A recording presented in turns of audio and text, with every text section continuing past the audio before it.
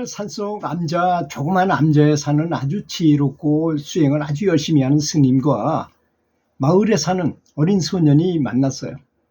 소년은 스님께 사람에게 가장 좋은 생각이 무엇인가요? 하고 당돌한 질문을 하게 됐습니다. 스님은 미소를 지으시면서 그 소년이 이렇게 진리에 대해서 얘기를 하니까 얼마나 반가워요. 스님도 적적하던 판에 아주 미소년이 나타나서 지혜롭고 눈이 반짝반짝 빛나는 샛별 같은 눈을 가진 소년이 와서 질문을 하니까 스님은 소년에게 말했어요. 가장 좋은 생각은 아무 생각도 하지 않는 것이란다. 그것은 연불을 할 때 소리 없이 그냥 외우는 것이야. 그냥 연불에 집중하면서 그냥 계속 외우는 것을 말해. 아무 생각도 하지 말고. 우리는 보통 돈을 많이 벌게 해주세요. 사업이 잘 되게 해주세요.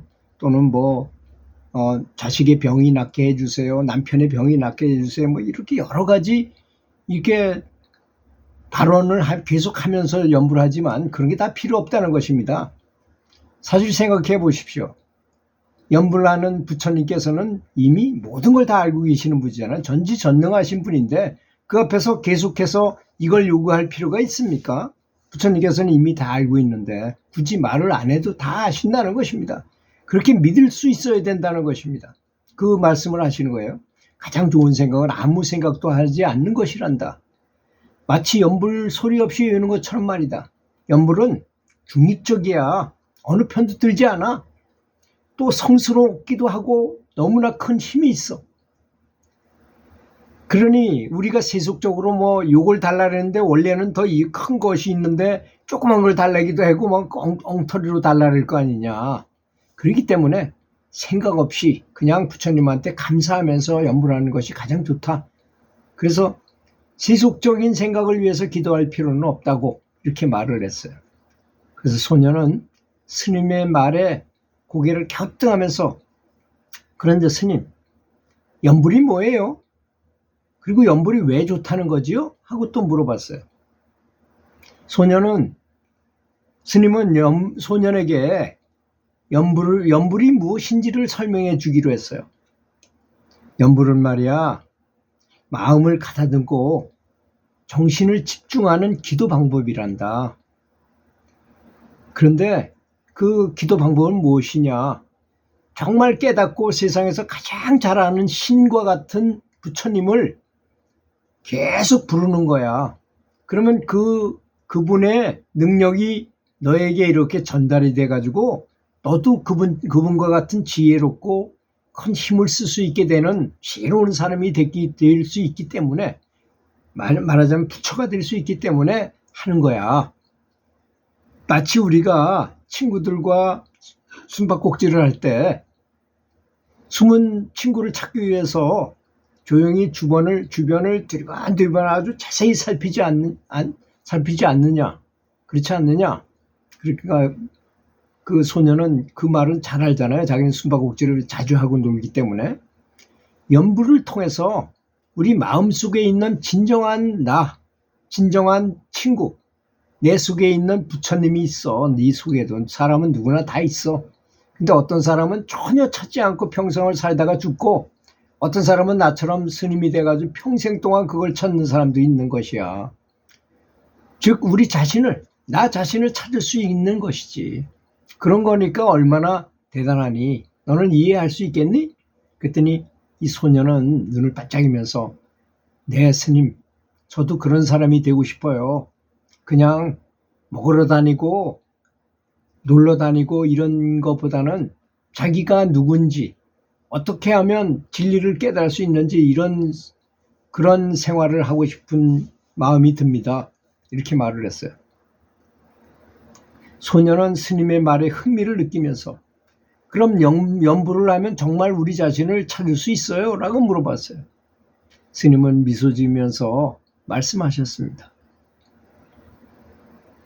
물론이지. 하지만 연불하는 것보다 더 중요한 것은 연불을 통해서 찾은 우리 자신을 소중하게 여기는 것이야.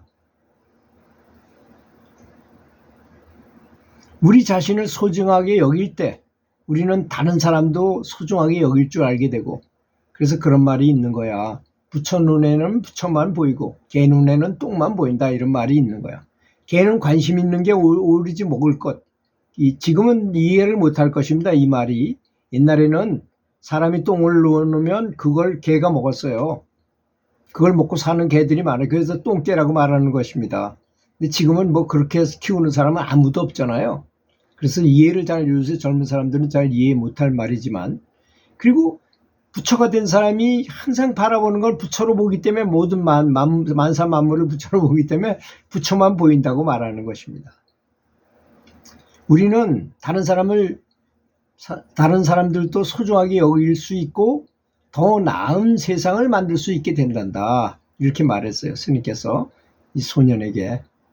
소년은 스님의 이야기를 듣고 전혀 듣지 못했던, 부모님이나 선생님한테 듣지 못했던 신기한 말씀, 진정한 자아를 찾는다는 것에 대한 것을 배운 것 같아서 기분이 아주 좋아졌다고 합니다.